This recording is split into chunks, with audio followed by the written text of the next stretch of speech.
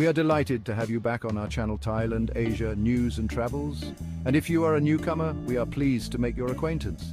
Don't forget to hit the subscribe button and stay connected with us for the latest updates, news and details. We are thrilled to have you join us for today's segment of Thailand News. Jean-Pierre loved Thailand. He loved the sun, the food and the easy pace of life. After a lifetime of working in the grey chill of Brussels, Thailand was paradise. He had found his place, opening a small bar on a quiet beach. Life was good.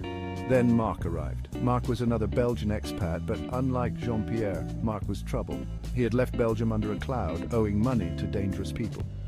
He had been in Thailand only a few weeks when he turned up at Jean-Pierre's bar, flashing cash and bragging about his business deals.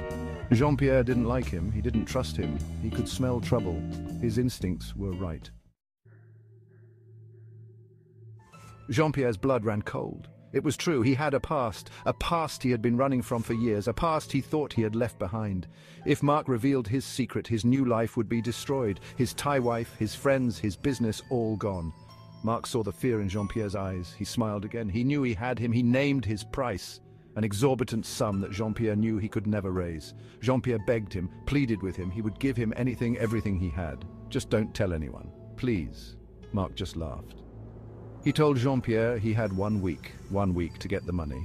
Then he sauntered out, leaving Jean-Pierre standing there, his paradise crumbling around him. A week later, Marc was back. He strolled into Jean-Pierre's bar, arrogant and expectant. He slapped Jean-Pierre on the back, asking if he had the money.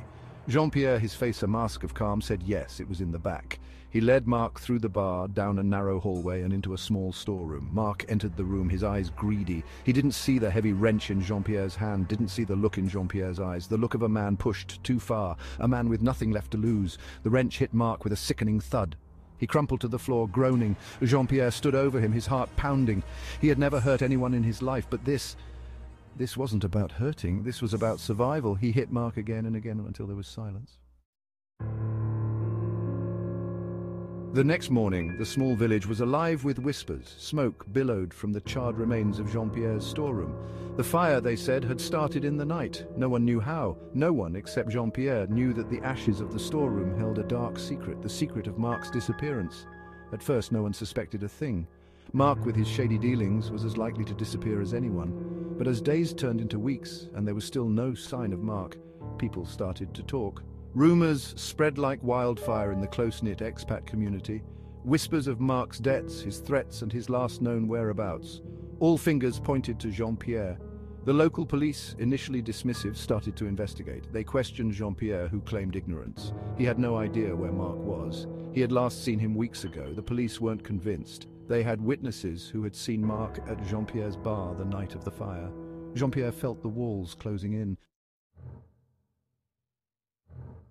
The police, led by the meticulous detective Somchai, began a thorough investigation. They combed through the ashes of the storeroom, finding fragments of bone and teeth. Human remains. Forensic analysis confirmed their worst suspicions. The remains were Marc's. They brought Jean-Pierre in for questioning again. This time they were ready. They presented him with the evidence, the forensic reports, the witness statements, the whispers that had turned into shouts. They knew he was lying. They knew he was involved. Faced with the overwhelming evidence, Jean-Pierre broke. He confessed to killing Marc. He told them everything. The extortion, the threats, the fear. He told them how, in a moment of blind panic, he had struck Marc down. He told them how he had burned the body, hoping to erase his crime. His confession sent shockwaves through the expat community. The peaceful haven they had created shattered by violence. Jean-Pierre, the quiet, friendly bar owner, exposed as a killer. The trial was swift. The evidence was irrefutable. Jean-Pierre was found guilty of manslaughter and sentenced to prison. His paradise was lost. His life, as he knew it, over. The crime left its mark on the small beach community. The sense of peace and security, once so easy to find, was gone, replaced by suspicion and fear. The whispers continued even after the trial ended. Whispers of what had happened that night in the storeroom, whispers of Jean-Pierre, the killer. The fire may have burned out, but the scars of that night remained, a stark reminder that even in paradise, darkness can lurk beneath the surface. This was one of today's headlines in Thailand. Ride's over, but stay tuned for tomorrow's scoop. Goodbye and see you soon, news buffs.